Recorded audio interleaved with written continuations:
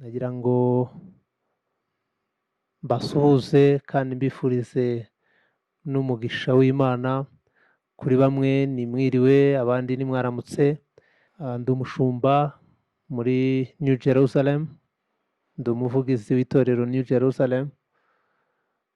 Nkaba nanone ndi umuhanuzi, umwepiskopi, nkaba nkunze gukoresha impano y'ubuhanuzi. Rero nkaba ndi umwe mu bahanuzi benshi bariho muri iki gihe. Nkaba nkunda gukoresha impano y'ubuhanuzi. Rero kenshi muzaza mubibona tuganira kuri topic zitandukanye, kugira ngo turusheho gufasha abantu aho baherereye, tubaganiriza, tubafasha. Rimwe na rimwe ko muba muri no mu mirimo mutabona n'umwanya wo gusenga, wo guterana, tugenda tubafasha kugira ngo mugende murushaho kumva akamaro ko kuba mu Mana, akamaro ko kuba abakristo, akamaro ko gukorera Imana. Tuzaba tuganira kuri teme zitandukanye cyangwa se insanganyamatsiko zitandukanye, kugira ngo buri wese agende yiyumva cyangwa se yumva icyamufasha kugira ngo arusheho gukunda Imana no kuyikorera. Rero uyu munsi cyangwa se muri uyu mwanya ndaganira hejuru yo gusenga, akamaro ko gusenga cyangwa se imbaraga ziba mu gusenga. Gusenga twabikora gute? Gusenga niki? Gusenga kubera iki abantu basenga? Kubera iki abantu babishaka? Kubera iki abantu babibamo? Kubera iki abantu basaza bari mu masengesho? Kubera iki abantu basenga bakiri bato? Rero nagira ngo tuganire hejuru y'amasengesho. Turebye muri Marko ibice 11 umurongo wa 24 muraza kuhasoma. Ubundi gusenga, iyo dusenga isengesho rigira imbaraga, isengesho rirakomeye, isengesho ni ikiganiro umuntu akorana n'Imana. Kandi gusenga hari igihe tubikomplika cyangwa se tubifata tukabigira ko ari ibintu bigoye cyane, kubera ko twitegura, bigasaba ko tujya imbere y'Imana tukiriza, ndetse ubundi rimwe na rimwe tukaba twikingiranya ahantu. Nibyo, gusenga biterwa n'aho umuntu ari, n'umwanya afite, n'igihe cyangwa se nuko yabiteguye. Ariko gusenga, nagira ngo mbabwire ko gusenga ni ikiganiro umuntu akorana n'Imana. Ni nk'uko umubyeyi n'umwana bashobora kuganira, ni nk'uko inshuti yawe mushobora gufata umwanya ukavuga ati ndagushaka tuganire, ngutekerereze amakuru yanjye, ibibazo byanje, ibyifuzo byanjye. Rero gusenga ni ikiganiro umuntu akorana n'Imana. Uratekereza, ugategura, ukavuga ati muri iki gitondo cyangwa se ku manywa, nijoro, ku mugoroba, ndashaka kuganira na papa ariwe data wa twese, Imana yaremye ijuru n'isi. Ukavuga ngo ndashaka Imana, uyu mugoroba tuze kuganira nayo, nyiganirize, nyibwire amakuru yanjye. Rero ugomba kuba ugiye kuganira na papa wawe cyangwa se ugiye kuganira n'Imana, ugomba kuza unezerewe, utuje, uri poze, udahuzagurika, udafite ubwoba. Ukavuga ngo reka nganirize umubyeyi, nganirize data, nganirize Imana ishobora byose. Kuko gusenga rero, isengesho rigira imbaraga. Kugira ngo mubyumve neza, isengesho rigira imbaraga ni isengesho ry'umuntu wasabye Imana imbabazi. Ubundi Imana kubera ko ikiranuka, kubera ko ari nyakuri, kubera ko ari Imana ishobora byose, tuyegera rero twihanye ibyaha, twakuyeho ibizira byose, imyanda yose, ibibi byose, tukabikura mu mutima, ukabikura mu bitekerezo.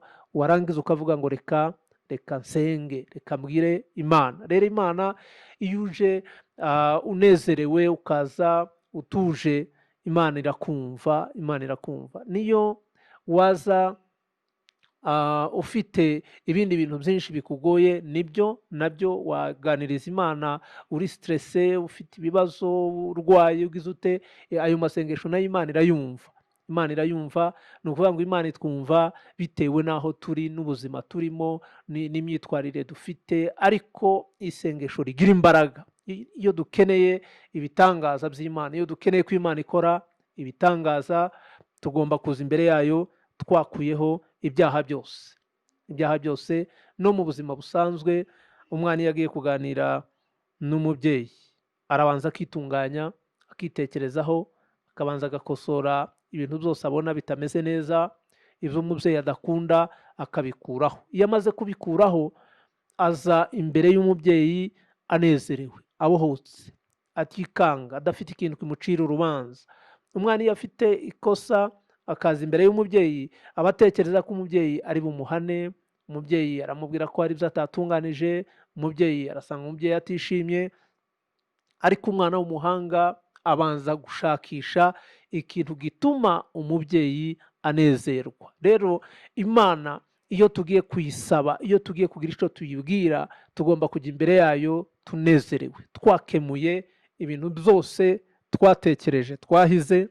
Abantu benshi barahiga akavuga ngo Mana, iyo umugore atwite aravuga ngo Mana, nimbyara uyu mwana iyi nda nitanyica nkabona ndabyaye, uburyo numva meze, uburyo numva mbabaye, nimbyara nzagushimira Mwami, nzatanga n'ituro ry'ishimwe, nzaza imbere yawe, nzakuramya, nzahaguruka imbere y'itorero nshima Imana, cyangwa se nzapfukama imbere y'iteraniro batekerereze ubuntu bw'Imana no gukora kw'Imana n'ibitangaza by'Imana. Ariko wamara kubyara ukabyibagirwa, wazongera gutwita nanone ukongera ukavuga ati ariko Mana, noneho nunkorera iki gitangaza, noneho nzagushimira, umwana nzamuzana mu rusengero. Wongera kubyara ukongera ukabyibagirwa. Icyo gihe mu by'ukuri ntabwo uba uri umuntu udashima, uba uri umuntu udatekereza, udashira mu gaciro ibyo Imana yakoze. Nagira ngo mbasabe, iyo dushaka kuganiriza Imana ntabwo tuyiganiriza ari uko gusa dufite ibibazo, turwaje, turembye, dufite ingorane.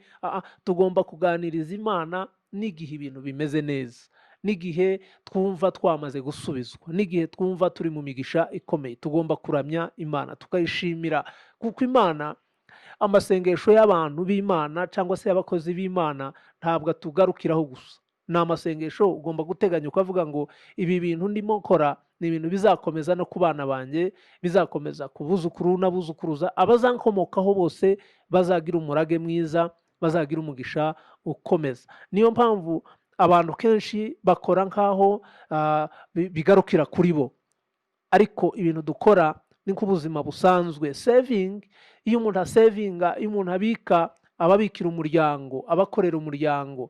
Iyo dukora, iyo dushaka akazi, iyo dushaka amafaranga, iyo twubaka amazu, iyo tugura amamodoka, umuntu w'igisambo arya ibintu byose akanangiza, avuga ngo n'ubundi ari hafi yo gupfa, akavuga ati reka mbikore byose nzapfe nabirangije. Ubu ni igisambo, ni umuntu udatekereza, ni umuntu utareba kure, ni umuntu udafite inzozi, udafite iyerekwa. Rero umuntu ufite iyerekwa atekerereza umuryango, atekerereza abazasigara inyuma ye kugira ngo bazabeho neza. Ukavuga ngo hari ikintu nakoze, abazasigara abankomokaho nabo hari icyo bazakomerezaho, hari icyo natangiye nabo bazakomerezaho. Gusenga nuko bimeze.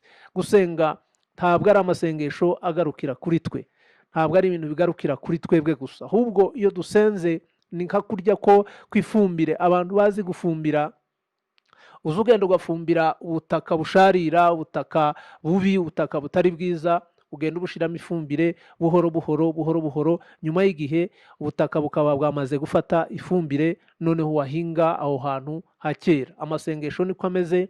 Iyo dusenga tuba dufumbira, tuba dukora ikintu gikomeza, kandi n'abazadukomokaho nabo bakazagira uwo mugisha wo kuba muri ayo mahirwe. Rero nusenga uri umumama, nusenga uri umusore, nusenga uri umupapa, nusenga uri umukecuru, uri umusaza, umenye ngo hari ifumbire, hari ikintu uriho ubiba, hari imbuto uriho ubiba. Aka kanya ishobora kutagaragara, aka kanya abantu bashobora kutayibona, aka kanya abantu bashobora. Ubundi iyo dufumbira biba bimeze nk'ibikino, biba bimeze nk'aho turiho dukora ibintu bidafite agaciro, bidafite akamaro.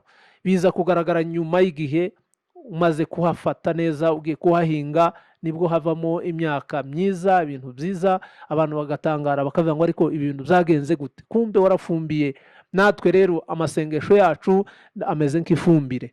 Umukristo mwiza arihana ibyaha. Iyo twihana tugasenga amasengesho yacu aragenda agakomeza agakora. Mbabwire ngo isengesho ry'umukiranutsi rirahindura. Nagira ngo mbibutse kandi mbabwire ko isengesho nta kintu na kimwe ridahindura. Tuzi imbere y'Imana, Imana yaduhaye ibihano bikomeye, twaca bugufi twarambarara tugasaba tugataka, Imana igatabara, Imana ikavuga ibitangaza izadukorera, Imana ikaduha andi masezerano, ikaduha undi murongo, ikaduha undi mugisha. Kandi Imana yari yaduhaye iki? Ibihano. Ariko twapfukama, twarambarara, twataka, twinginga, Imana igatabara. Uko niko Imana imeze, kuko Imana ni umubyeyi.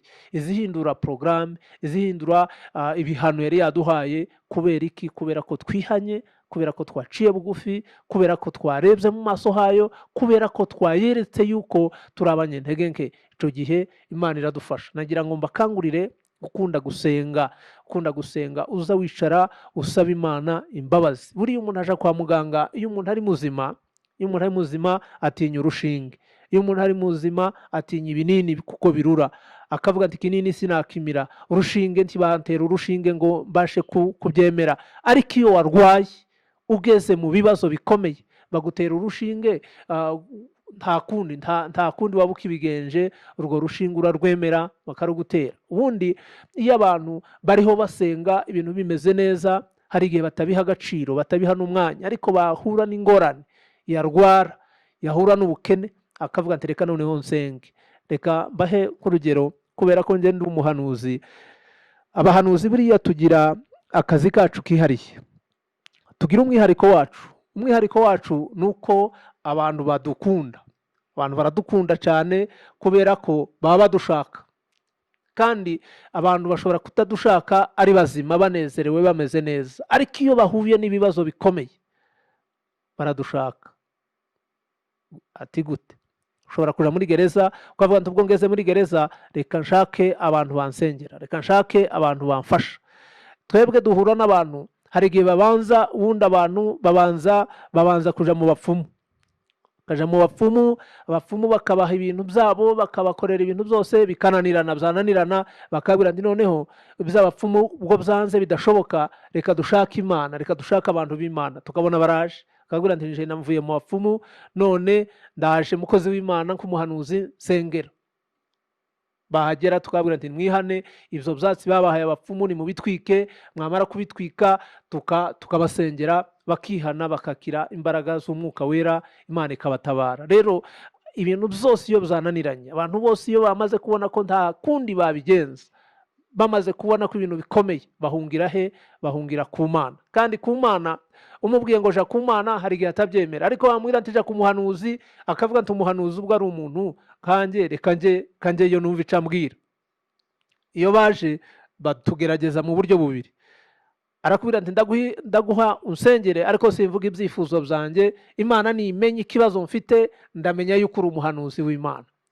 Undi akavuga ati njyewe ibibazo byanjye ni bitatu, akabivuga. Ariko abo bose turabafasha, kuko tuba dusenga Imana ivuga, ituzi neza, izi ibyo dutekereza. Ni ukuvuga ngo gusenga ni ikiganiro umuntu akorana n'Imana. Rero nuzaza uje gusenga tukaza wikomplika, tukaza wigora, tukaza wumva ko bikomeye, bigoranye, ngwino imbere y'Imana uyiganirize, uyibwire ngo mwami ndagushaka. Hari n'igihe umuntu asenga kiri no mu byaha, kiri umupagani, ariko yazaja kugira icyo akora cyose agasenga, akiyambaza Imana. Ya masengesho usenga, umunsi umwe aragufata, umunsi umwe wumva umwuka wera kumanuka yagutunguye, akakubwira ngo ihane ibyaha, wihana, ukaba wakiriye Yesu nk'umukiza n'umucunguzi, ugatangira gusenga noneho unezerewe, udafite imiziro cyangwa se ibindi byaha. Nagira ngo mbakangurire gukunda gusenga, gukunda kuganira n'Imana. Nibura kugira ngo uzabigereho, uzaba umunyembaraga, uriya murongo twasomye twavuzeho ni umurongo w'imbaraga. Ibintu byananiranye, igihe ibintu byose bikomeye bidashoboka, Imana irakora, Imana irumva, Imana iratabara. Nagira ngo mbibutse kandi mbakangurire gukunda gusenga no kubaha Imana. Nta kintu kidashoboka iyo dutuje, nta kintu kidashoboka iyo twizeye. Reka mbasengere, mbasabire umugisha, mbasabire amahoro, mbasabire ubwenge, mbasabire ibyishimo no kuyoborwa n'umwuka wera. Data ndagushimira ku mwanya mwiza. Ndasaba imbaraga z'umwuka wera. Ndasaba kutinyura abantu bakamenya ko amasengesho basenga ari amasengesho afite agaciro kandi afite akamaro. Iminota mike bafata bamenye ko ari iminota y'agaciro ariko igahoraho, bakamenya ko bagiye kuganira n'umubyeyi, bagiye kuganira na papa, kandi papa yiteguye kubagirira neza. Ndasaba ibyishimo, ndasaba ubwenge, ndasaba ko utanga imbaraga. Mana ishimwe, ndasaba ko utanga imbaraga. Aba bantu mwami baza gukomeza gukurikira iki kiganiro hejuru yo gusenga, nagira ngo mbabwire ko ukora ibintu bikomeye. Uri Imana ikiza kandi uri Imana itanga umugisha. Kangusabe wowe ukurikira, ibibazo ufite, ingorane ufite, intambara ufite, amahoro makeya ufite, izere muri aka kanya. Izere ko Imana ishobora byose. Izere gutabara kw'Imana. Izere gukora kw'Imana. Izere Imana. Tumbira Imana. Umutima wawe n'ibitekerezo byawe bizane ku Mana kandi urabona igisubizo. Ushobora kuba ufite ikibazo gikomeye cananiranye gituma udasinzira, gituma udafite amahoro, kubera ubwoba, kubera kutizera kwawe bigenda byaguka. Ariko ndagusaba ngo tumbira Yesu. Izere ko Yesu ari bubikore. Dufatanije, reka nkuzamure mu kwizera. Reka dufatanye twizere, dufatanye ico kibazo cawe tugisangire. Hasigaye urabona gukora kw'Imana, urabona igitangaza c'Imana. Ndaguha igihe gito uzabona impinduka mu buzima bwawe. Ndaguha igihe gito uzabona impinduka mu mubiri wawe. Nimba ari uburwayi, ndakwizeza ko ugiye kubona impinduka ikomeye, ugiye kubona gukora kw'Imana gukomeye, kubera iri sengesho ngusengeye, kubera uku kwizera nkuremyemo, kubera imbaraga z'umwuka wera, kubera gukora kw'Imana. Urarwaye ariko tangira wizere, tangira ubone gukira, tangira ubone amagara mazima, tangira ubone ubaye muzima, tangira ubone wongeye kugira imyaka yo kubaho myinshi yiyongereye. Tangira ubitekereze, ubirebe, birebesha amaso y'umwuka kandi uzabirebesha n'amaso y'umubiri. Ndizera gukira kwawe kandi ndabyizeye kumuhanuzi. Ubwo mbisengeye, ndizera ko Imana ikora igitangaza, ndizera ko Imana igukiza, ndizera kugarurirwa ubuzima. Wari wabuze apeti, ntabwo urya, ntabwo unywa, tangira unywe, tangira urye. Birabaye, birakingutse, kurya biraje, kunywa birabaye, kandi ubaye muzima. Amaraso yari yarakamye, yari yabaye make, ugiye kongererwa amaraso mu mubiri, ugiye kongererwa kandi kubaho, ugiye kugira sante nziza. Imana irabyemeye, Imana irabikoze.